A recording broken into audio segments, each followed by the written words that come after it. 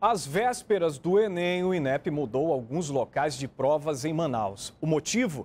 As fortes chuvas que destelharam 3 escolas onde o exame seria aplicado. Os estudantes foram remanejados para outras unidades. E em Humaitá, o local de prova também mudou por causa dos estragos em uma escola do município. As provas serão realizadas neste fim de semana em todo o país. Outras informações na página do INEP na internet. O período chuvoso traz riscos para a saúde e as crianças são as que mais sofrem. Além das gripes, especialistas alertam para o cuidado com a coqueluche. Sol forte e de repente vem a chuva.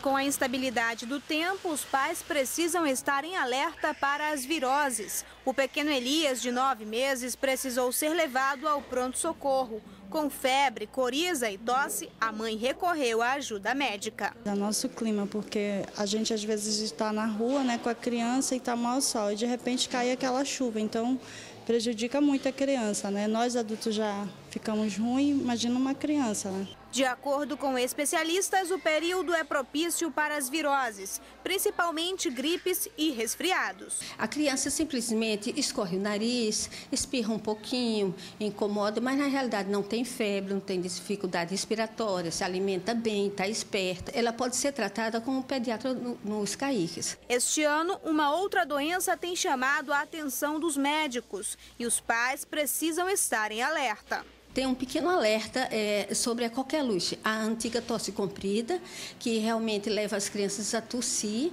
e um quadro de dificuldade respiratória e a criança chega até a vomitar. Então, quando tiver um caso desse, nós estamos pedindo que elas venham aos postos de saúde. Além das doenças respiratórias, por conta das enchentes e das fortes chuvas, vômitos e diarreias podem aparecer. Por isso, os pais devem ter cuidados com a água ingerida pelos pequenos e evitar expor as crianças ao forte calor e frio e chuva e sereno. Agora o esporte, o jogo entre Brasil e Holanda no Grand Prix de futsal foi emocionante, com um placar generoso. A seleção brasileira garantiu vaga nas quartas de final. A arena lotada e o adversário, a Holanda. Tradicional rival nos gramados, mas que também surpreendeu em quadra. Os holandeses não deixaram a seleção trocar passes no início da partida e aos 7 minutos abriram o placar. 1-0 Holanda. A comemoração mudou de cor em apenas 1 minuto. Falcão recebeu o passe na área, chutou de primeira e veio um empate, 1-1. E a virada não demorou. O pivô Lucayan, um dos destaques da partida, chutou forte, 2-1 Brasil. O técnico Marcos Sorato reclamou da arbitragem e foi expulso. Daí para frente, o Brasil dominou o jogo e aumentou a vantagem de novo com o Lucayan, em uma jogada de falta ensaiada. No segundo tempo, a seleção tocava a bola com tranquilidade e desperdiçava várias chances de gol. Os holandeses incomodavam apenas com chutes de longe. Nos minutos finais, com 2 gols de Fernandinho em menos de 1 minuto, o Brasil fez 5-1. A Holanda ainda diminuiu. Mas o placar de 5-2 colocou o Brasil nas quartas de final. E a seleção enfrenta o Uruguai. A Holanda deu adeus à competição.